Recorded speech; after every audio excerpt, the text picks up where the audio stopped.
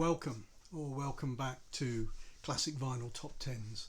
You might have seen the Apple Music 100 Best Albums just drop, and these lists, whilst you can take them with a pinch of salt, they usually say something about what's going on or what's happened in music, and this one's no exception.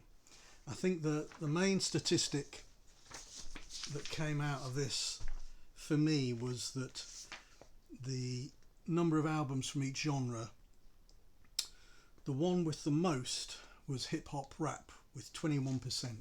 So 21% of the top 100 albums of all time, according to Apple, is hip hop rap.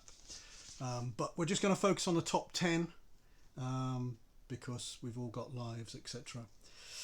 One thing Apple says, by the way, it says that this list is an editorial statement and does not take into account any streaming figures on Apple Music or any other streaming service. So that's quite interesting in itself, I think. I guess otherwise it would all be Taylor, wouldn't it? Anyway, let me just run through some of the albums that were listed outside of the top 10 because they themselves tell quite a story. I was born in 1961, so you can understand that some of the albums I'm going to mention I'm a bit more surprised at than others, but anyway, here we go. So 99 was Hotel California by the Eagles. George Michael, Listen Without Prejudice Volume 1 was at 91.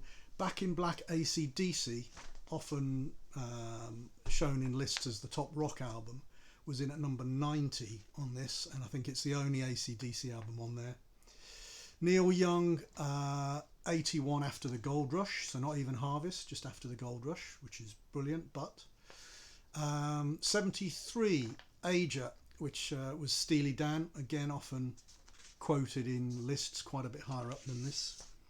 Carole King, Tapestry, a bit long in the tooth now maybe, but number 38. Pink Floyd, Dark Side of the Moon at 28. Led Zepp 2, which I think was the only entry, is at 27. Miles Davis, Kinda Blue, 25, fair enough. Ziggy was only at 24, and again I think that's the only Bowie album in this top 100. Revolver by the Beatles in at 21. Pet Sounds, Beach Boys at 20. There is a Taylor Swift, it's at number 18, 1989. And then what else have we got? Oh, a few other notables. Joshua Tree was at 49. Hounds of Love at 50. Cure Disintegration 56. Arctic Monkeys only entry 59 was AM. Velvet Underground and Nico was at 60. Now, okay, it's not my favourite album, but surely one of the most influential albums. So, okay, let's get to it. Top 10. So number 10 was Beyonce, Lemonade. Okay, maybe not my generation. I've seen it. And apparently the country album's very good as well, but 10 best of all time. Number 9, yeah, okay, always in a list. Nirvana, Nevermind.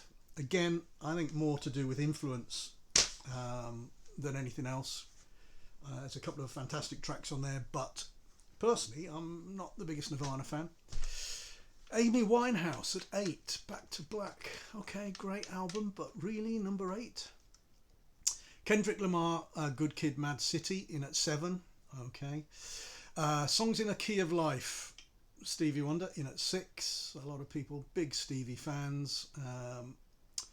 And then probably the biggest surprise to me was Frank Ocean's Blonde in at 5. Really? Top 100 albums full time. Frank Ocean, it's an interesting album. I like it, but you know. Then Prince, Purple Rain at 4. Beatles, Abbey Road. Okay, Abbey Road was in at 3. And okay, that's a lot of people's favourite Beatles album. Number 2, yeah, you might have heard of this one. Thriller. I was working in a record shop at the time, and I remember when this came out, and more particularly the video, it was like nothing we'd ever seen before really in video sales, and the whole Thriller thing really started the video mass purchasing, I think, particularly in music. And then number one, okay, this was probably more surprising to me than Frank Ocean, but Lauryn Hill. Okay, we like the Fugees, and I think it's the only album she's ever done by herself.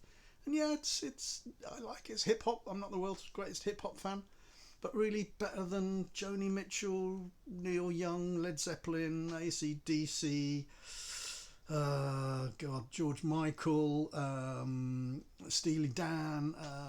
Okay, so please have your say. It's all our opinions. I think it's probably the worst top 100 I've ever seen, but have your say. And Radiohead came in at 12 with OK Computer, but In Rainbows isn't in the top 100 at all.